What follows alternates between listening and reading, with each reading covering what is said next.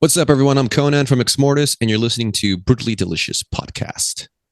One, two, three, four. The Brutally Delicious Podcast. The Brutally Delicious Podcast. The Brutally Delicious Podcast. The Brutally Delicious Podcast. Partner Chris, I'm Bruce. Thanks for joining us. I appreciate it. What's up? What's up, Chris? What's up, Bruce? Thanks for having me. No worries problem. at You all. know what I find interesting? You're sitting in front of a green screen with no virtual background. Oh, I know. Ooh. It's my my usual setup when I stream guitar stuff and whatever. yeah, it's very cool. Yeah. You guys are out in LA, right? Yes, sir. Yeah, we're in Los Angeles, California. But most of the members in our inception, I guess, was we're all from Whittier. So I mean, Okay. we like to bring that up every once in a while. Where's Even though I don't live Whittier? in Whittier anymore, but Where is that? that's it's a little more inland. It's like just going further east from LA. It's about like that, and with traffic, it's a good maybe 40 minutes. Without traffic, what would it be? It should be like 15, 20 minutes. There's no LA without traffic, is there? Yeah. I mean, it depends on the time. In the middle of the night, you'll get lucky. Yeah, but yeah, it's terrible. You know, I've seen photos of LA and I'm like, I'll never drive there. It's just never going to happen. Yeah. It's yeah, there's a lot of asshole drivers too. You know how they are. They're everywhere, man. Yeah, it's true, but Everyone else they're is- just more congested over here. The best part about asshole drivers is they're never you. They're always everyone else. That is the case. Yeah, well, I think I've developed some asshole attitudes on the road, so I probably do some asshole things here and there. We So all it's do. poisonous. It's We all poisonous. Sure. So let's talk about Exmortus then. If we want to just jump right in, Necrophony's due out in what, like 3 weeks ish? Yeah, pretty soon. Yeah, very soon. On the 25th, we're really stoked about this album. Yeah, we're pretty. What's the word? We're trying something else with this album, kind of. I mean, nothing really different. Nothing like say for Metallica doing the Black album when that came out. That was pretty different, I guess, for what they were already doing. But not so much for us. So I think this time around we're just doing we're pushing a different aspect of our sound because we figure with a new record label, let's emphasize a new cycle, and kind of what we did with our previous records with prosthetic records. Save the Sword was another like a kind of a reinvention of what we do. This one is not as crazy drastic, maybe, but it's definitely a different tone, much darker tone than our usual heroic lyrical content and whatnot. It's a little more darker. Okay. The first thing I noticed when I listened to the song was the recording quality was just unfucking believable. Yes. Like, Wow, thanks. you could just hear everything. It's pretty rare, especially in metal, like aggressive metal, where you can focus in and pick out everything. Like everything was louder than everything else. It was really, I'm not sure who did that, but it was really, I've never heard it in a metal record, to be honest. So how was that achieved? Well, all thanks to our usual guy, Zach Oren. We've recorded since Slave to the Sword. We've been recording with him.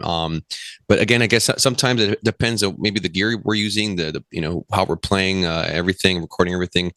Sometimes we've decided to muddy the bass a little bit on purpose. We're just kidding. But this time around, you could hear the bass a lot more. I think it's also just with the gear, the player as well, and it just I'm glad how it came out with the clarity that it did, because there's a lot of shit going on. we have a lot of notes. We're definitely on the maximalist side of the spectrum. How much shit can you put in a bar? So there's a lot of shit going on. So there's a lot of thick textures, and we like to write the bass parts that counter the guitar harmony structure and all that good stuff. So it's good that you could hear a lot more of it now on this record. I think Zach really pushed for that, and it came out great. It's so melodic too. Like it's like for such an aggressive sound, I was just like, man, that is so melodic. Like I just couldn't wait to hear the bass do that thing that it was going to do. And I was like, oh, that's so cool. Yeah, thanks. No, thank. Yeah, we love a lot of different kinds of music, so I think we all naturally obviously melody is a great unifier for a lot of things going on in our songs, but yeah, we have a lot of influences, from growing up, different kinds of music, so we kind of just put everything together, and we all decide like, oh, is this good enough, is this crappy, like how do we make this better? If we can't, we'll just scrap that shit, work on something else and get it done. So yeah, we kind of just work together to make it the best song possible, best album possible that we could come up at the time. And yeah, we're pretty impressed with ourselves that we were able to do it in during the pandemic, because we were all depressed and shit at the time. So yeah. But writing this kind of music probably helped you get through it though, right? Absolutely, yes. I would say that it did. There's a lot. This album is a little more introspective on theme and stuff. I mean, it only makes sense, right? That's what we all felt at the time, and Right. yeah, this is a much darker tone in our songs. Sure, there's like still heroic figures that we write about, because that's our style, right? But this time it's a little more about like I guess songs about redemption, songs about curses, songs about like just tragic heroes versus like glory all the time. So yeah, that's very reflective of the times for us. And yeah, we were like all like moping around a lot for the first half of the whole thing, and we just really made an effort to pick ourselves up and be like, no, we got to finish this album. We got to make define our purpose again. We can't just let this shit bring us down anymore. So we pulled together and finally we did it. We recorded it, and we're really excited about it. With everything that was going on, was there ever a thought like, shit, we may never do this again, or we may never get back out and do it? Oh yeah, absolutely. Yeah, I mean, well, at the very beginning, we're like, oh, this shit'll blow over in a bit. We'll see what happens. And it's like, no, it's still going. So yeah, after a couple of months in, we're like, damn, okay, this is pretty fucking serious. We're very likely not going to be able to do this ever again. We'll see how it is, and we don't know what to expect. So yeah, that was a thought that we had that we carried with ourselves a lot of the time, and we would just get together and jam, and we're like, damn, what's the point? But yeah, it was pretty depressing, and but no, but we kept, we realized, why we do it, and we just want to keep expressing ourselves and having a good time playing songs that we make and that we like to jam all the time. We're hoping for a better future and whatever. And yeah, it just like, again, it took us a little bit just to get out of that depressive mindset that we kind of let ourselves fall into, and I'm sure a lot of us did during this time, depending, it doesn't matter, like whatever background and careers we all have, it fucked us, fucked us all over in a way. Right. So, but yeah, I mean, yeah, we had depressive thoughts, but we pulled ourselves out of that kind of stuff. It's all for the best. We finished the album, and we're a lot happier now. One thing that I was like thinking about is, you're from LA. This type of music I don't associate with LA. So how does that, like, when I think of LA, I think of like rock and roll, like glam metal, hair metal, Motley Crue. Yeah. I know. Yeah. Yeah. So like, how does a band like you come across in a city like LA? Good point. I don't know. I guess because we're from Whittier. Remember I mentioned that we're from Whittier. 45 minutes each. Depending on traffic. No. Depending on traffic. Yeah. Yeah. That's right. No, I mean, I don't know. That's a good question, because yeah, that's like that's what people think of, I guess, especially people that are not in heavy metal. Like they think, oh, LA, it's a bunch of like that whole, the rocker scene, the sleazy rock kind of shit going on. David Lee Roth, doing cocaine all the time and all that good stuff. But I don't know. For us, I think it's just we just had so many like influences. My dad was into a lot of heavy metal. He did like some of that sleazy stuff. I guess he was more into, of course, like the more serious stuff. I guess like Iron Maiden, Judas Priest, obviously across the pond, Yeah. So I listened to a lot of what he had. My parents had at the time, like records or CDs, cassettes, and yeah, a lot of it was they're from the UK, Germany. Scorpions was one of my favorite bands at the when I grew up. Got me into the rock metal, I guess proto metal sound.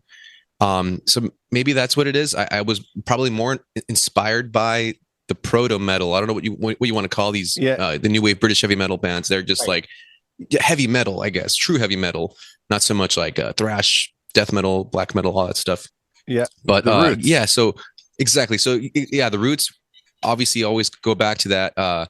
Every time I need input, I review my favorite albums and whatnot, and I know the rest of the guys do it too. I know we all grew up with say maybe different bands, different favorite bands, but we all like the same shit regardless. So it's a lot of it. It's just from the roots of heavy metal, and yeah, I don't know. I mean, we kind of skip over the sleeve stuff. I mean, we like that sleeve stuff. Don't get me wrong. It's just that it's not where we draw our inspiration to play that kind of music.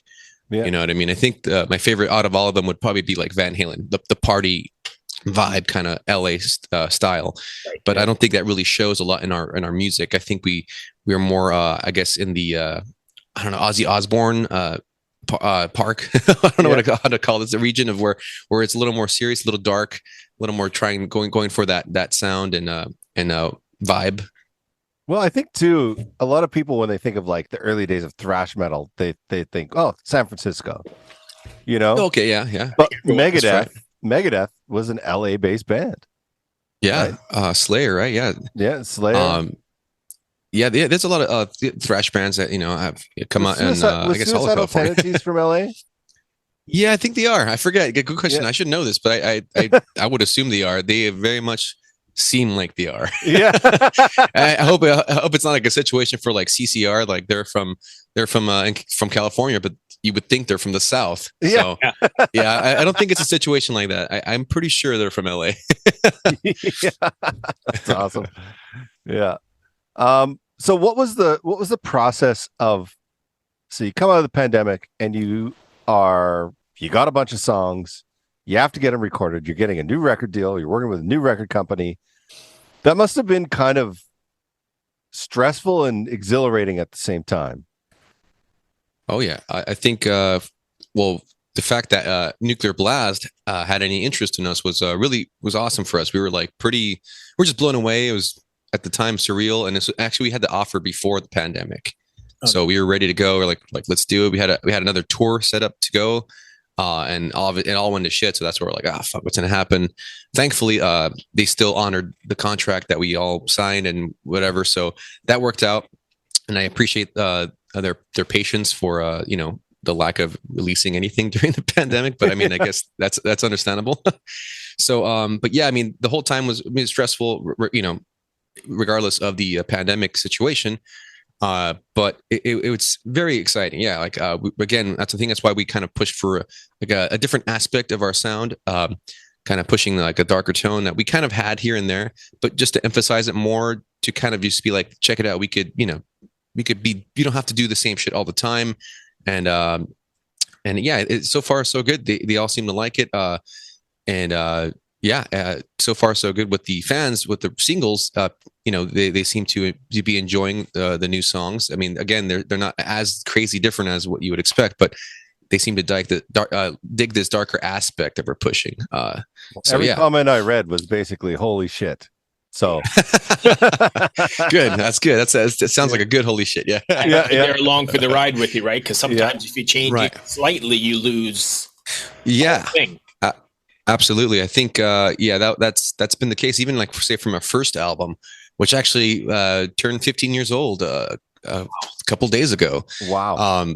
Ever since that release, when we changed sound or whatever, we lost so many fans, or I don't know. I mean, I don't know if we truly lost them, but they're very, like, a lot of people didn't like the new sound or whatever, even though we sometimes play the really old songs and stuff. But yeah, I mean, it just, yeah, I get what you mean. It's kind of like, it's really risky to change ever so slightly. Yeah, it is. And I mean, in the end, it's just like we write music for ourselves, and it's kind of harsh to say that about fans. Not that we don't appreciate what they do for us, coming to shows, buy our merch and stuff. But in the end, it's like we write music for ourselves, and we're expressing ourselves, and we appreciate everyone coming along for the ride and experiencing our mind, if you will. Okay. Hello out there. Yes, hello out there, everyone. I'm Hal Schwartz. And I'm Flynn McLean. Together, we host None But the Brave, a podcast dedicated to the music and career of Bruce Springsteen. Bruce and E Street Band are on tour right now for the first time in 6 years, and we're taking a detailed look at what's happening on stage in our bi-weekly episodes. We've also been recently joined by some very exciting guests, including rock journalist Warren Zanes and Stephen Hayden, Backstreet's Magazine founder Charles Cross, and Barstool's Kirk Minahan. If you're a diehard Springsteen fan, this is the show for you. So please subscribe to None But the Brave on your favorite podcasting platform, and we hope to see you further on up the road. Thank you so much. We'll be seeing you. What was it like? Was Nuclear Blast like supportive? Were they involved in the songs? Like, were they picking songs that you were giving? Like, how was it different compared to what you were used to before?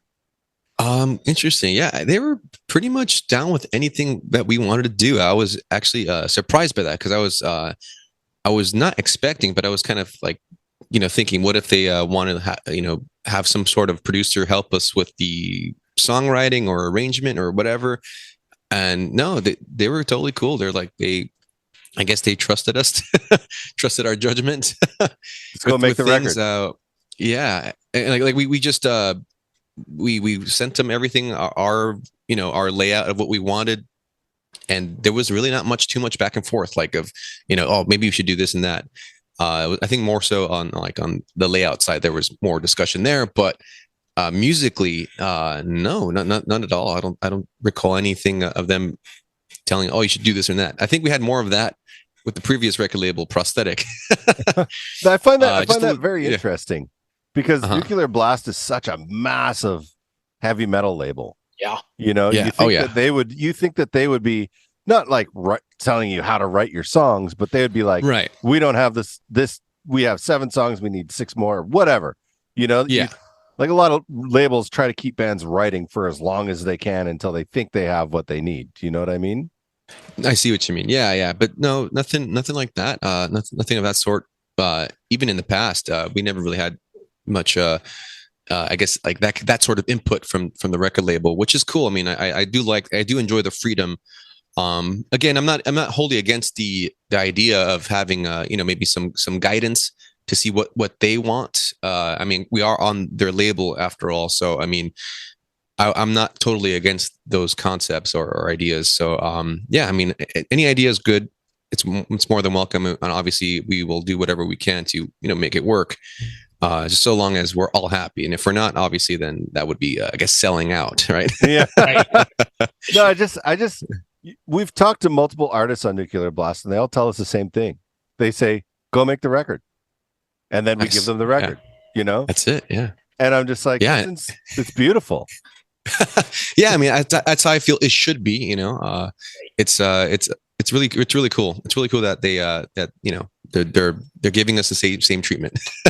Yeah. Did they give you a list of producers, or did you just choose who you wanted to use? And they said, okay. We told them, oh, we're gonna go with Zach Oren again, and they're like, oh, that's fine, that's cool, I guess, because they liked what he had done for us before, so they knew what they're getting themselves into.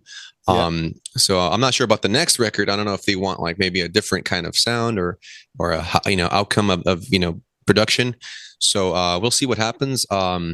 But no matter what, Zach Owen's there, and we'll always go back to him if we ever need him, because he's a great guy to work with. He understands what we want, and again, he's like another homie from not from Whittier, but he's another homie that has the same background and upbringing of what we like to jam and whatever. So he's a really cool producer and just overall engineer. He's really good. Nice. I like how you're like, the record's not even out yet. You're like, but maybe on the next one. Your art, like creatively, you're always making moves, right? You're always thinking about what's next. Yeah, I mean, again, I kind of it's also sometimes like previous record label Prosthetic, they kind of recommended going with someone else before, like I think for the second album with them. And we're like, no, we like Zach. Yeah. We wanted to work with Zach at the time, strictly. But I'm just like things like that. It's just I'm just kind of preparing for not the worst, but like preparing for situations in the future. Could come up. And I'm just trying to plan for that and just be ready for it. But yeah, I mean, I'm already writing the next album. I can't stop writing music. I hear shit in my head, and I have to put it down, even if it's not even on guitar. I'll like write out like orchestral ideas and stuff because I'm like I have to like put it down. I'm gonna use it at some point probably. So are you well trained in theory? I would say I'm pretty. Yeah, I'm not like I'm not like a brainiac in music theory, but I love it. I still learn a lot. I still like studying scores of my favorite composers, and yeah, and I like to use a lot of their I guess structures and like arrangements for Exmortus, as you could probably tell Yeah. from not just from like the covers that we do, the classical covers, but also just some of the song structures have a very classical feel. With, well, of course, classical sounding like licks and melodies, but also just structure wise, I like to follow strictly or loosely at times sonata form. That's very common in like the first movement of a symphony. Yeah. And yeah, I think a lot of Exmortus ideas do lend themselves to that kind of form where it kind of like organically grows into something and Yeah. So expresses itself that way. So did you play piano? Did you play piano before guitar? No. I played guitar. Guitar was my first instrument, and actually, no, bass was my first instrument. Yeah, I started off on bass, but I learned piano way after, and even then, I'm not even good. I gave my piano to my little cousin for his birthday at one point, so I don't even have a piano anymore. Yeah. But yeah, I should get one because I like to look at music. Horizontally, one dimension versus the two-dimensional guitar, right? Like, yeah, this way and then that way. So, Yeah. It's interesting to see how things work that way on a different instrument. I recommend that for anyone like writing music. Try writing, different things on different instruments just to kind of get a different different angle, maybe, and maybe make you. I think it'll make you write a lot better too. Yeah. Well, the reason I asked that question is because oftentimes when people are well versed in theory, it's because they started on piano before they went anywhere else. Because piano is really the most complete instrument, right? It's drums, it's bass, it's melody, it's chords, it's everything. So yeah. And you study classical music. So that's really why I was asking that question, because in your music, you can hear that there's a lot of theory in going on there. Even if it's not like, oh, I'm going to write this out just like this, you're very well aware of what's going on musically, and you're not trying to do things just to do it. You know what I mean? Oh yeah, absolutely. I mean, there are those kinds of decisions though. At the same time, because again, it depends on what we're going for during that time in the song. If it's the whole song or just a part of it, but I'll purposely like go for that style. I guess I wanted to make it sound. I want this sound to sound like a Baroque piece. I want this track to sound like something Beethoven would do. Blah blah blah. So I'll follow those guidelines, those rules that I've learned from studying my scores and stuff. But I don't always do that because if I do that, you will lose a lot of the rock elements. So I'll break the rules for like say other songs that have more of a death metal feel, thrash metal feel, because if you try it with that, it won't work as well. I don't think you need the power chords, even though apparently at the time back then, power chords you wouldn't do that. You can't have those parallel fifths and whatnot in that's the basis Renaissance of metal. Baroque and stuff. Yeah, yeah, right. So exactly, but I still at the same time I'll combine them at times, and it usually yields pretty good results because it has like the best of both worlds. So essentially, that's what we're doing in our music. Combining all these elements that we just enjoy listening to. So that's awesome. So I want to go back to revisiting the lyrics for a second, real quick. Yeah, probably running up on time, but I know you said they were written during the pandemic, and everything is darker. But is there something you want your fans to take away from after listening to an Exmortus record, or more specifically this newer record release? Yeah, just I don't know. It's a good question. I don't know. I feel like I should know the answer to this kind of question that I've been asked for every release, and I'm just like, I don't know.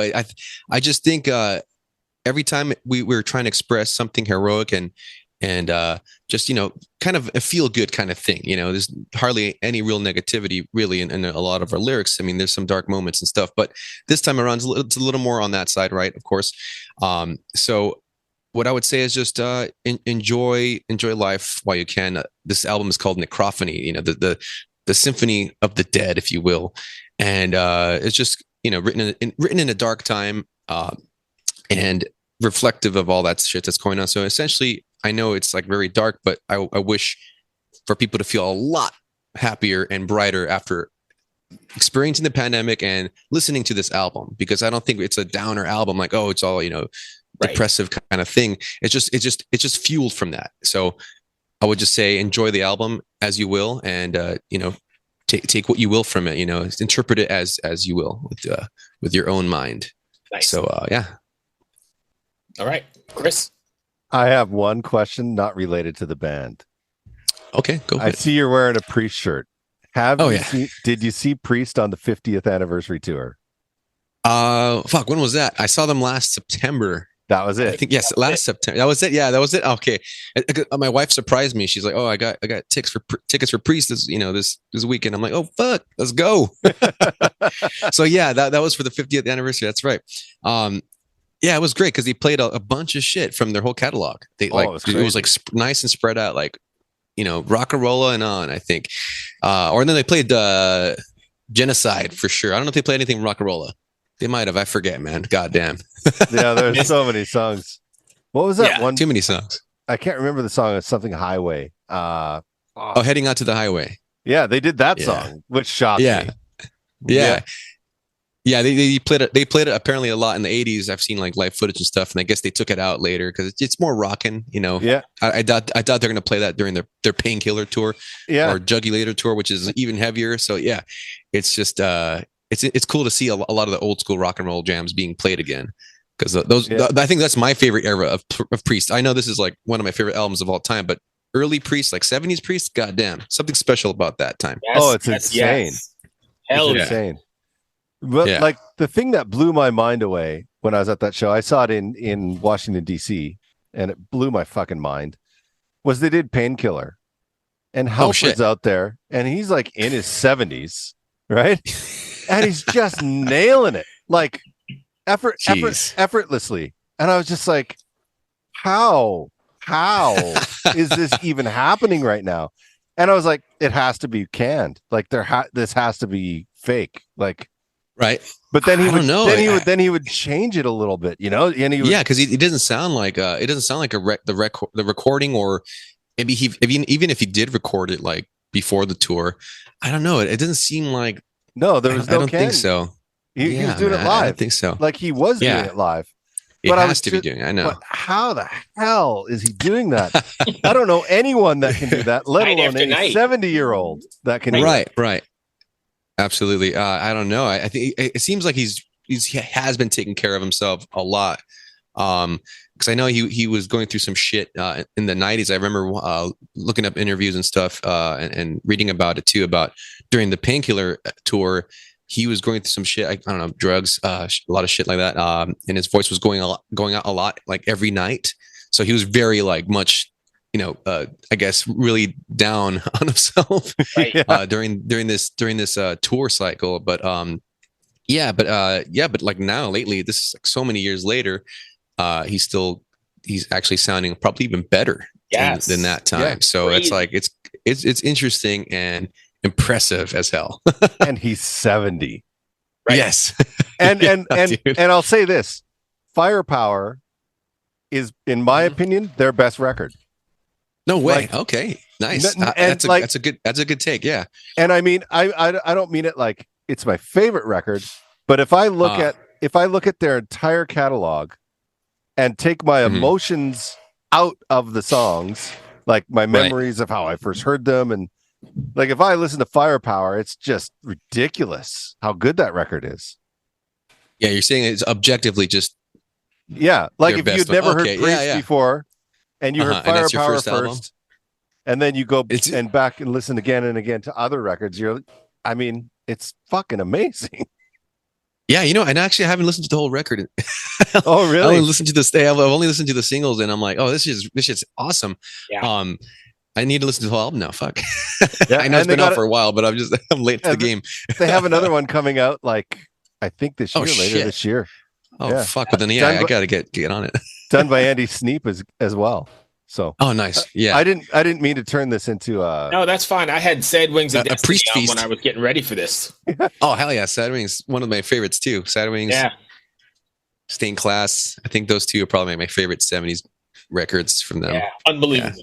Yeah. I didn't mean to turn. We're supposed to be talking about your band. I didn't mean to turn it into a priest conversation. But, Yeah, let's talk about Priest all day. Let's do it. I don't care. That's Well, cool. I guess the last thing we need to know is, are you taking this out on the road? Yeah. Yeah, of course. when? Happen sometime soon, or is that all? Yeah. Well, we're planning on some things right now, and we should be decided already because it's coming close. But we have some shows. We're playing Metal Injection Fest September 17th, I think. It's on the Sunday. At least there's like a 2-day thing, and we're playing the second day, I think. I already forgot. Goddamn. So we're playing that, and then we have another LA show on November 18th. We're playing with Violence and Bonded by Blood. That's going to be really fun. So we're trying to plan something, and it so far looks like it's looking really good that we're going to be touring in between these dates. Oh, nice. Maybe not the whole time, but just somewhere in between there. So so expect some news about that very soon, and other things for our CD release too, because we plan on another event for that when that comes out. Okay, cool. In a few weeks. Nice. And that brings me to the end of my questions. Chris, you got anything else? I don't, man. Thank you so much for the conversation. I hope you don't mind. This podcast is more of like a casual conversation, not like. Oh, dude, hell yeah, that's fine, man. That's my jam. We just go everywhere. We've been everywhere today with other people, so. Yeah. Oh Cool. yeah, exactly. That's totally cool with me. No problem, man. Have fun, guys. Thank you, my friend. I appreciate you taking the time. Yeah, man. Good luck Thanks with so the much, record. guys. Wait. Wait. what's up? Where can people find out about your band? Socials, website? Oh, social stuff. Yeah. Well, our website is exmortusmusic.com. And that has pretty much all the links that you need for that. And also hitting up management and all that stuff. You could also find us on everything on, not everything, but so Instagram, Facebook, Twitter, even though I'm like hardly on there because I don't get Twitter, but yeah, we have all those. And you could also find us on the link tree thing, because that has other links to stuff that have to do with our singles and stuff. So check out exmortusmusic.com or our link tree Exmortus, and you can find everything and anything you need Exmortus there. Right on. Awesome. Thank you, man. Thank you so much for taking the time. Be well. Good luck Hey, with no the record. problem. Thank you so much, guys. All right, Take it cheers. easy. Bye. See you around. Ever wonder what a punch from Elton John feels like? Or how you'd cope with having turned down the chance to be in Nirvana? Or what signal Keith Richards gives when he wants you to get the hell out of his hotel room? Fans of Too Much Effing Perspective don't have to wonder, because they've heard these exact stories and a jillion others on our podcast. I'm Alex Hoffman, former tour manager for Radiohead. And I'm musician and comedy writer Alan Keller. On the TMEP show, we get guests like Nancy Wilson from Heart, Jeremiah Frates from the Lumineers, and Modern Family's Julie Bowen to tell us things they may have only shared with their therapist, clergy, or a TMZ stringer.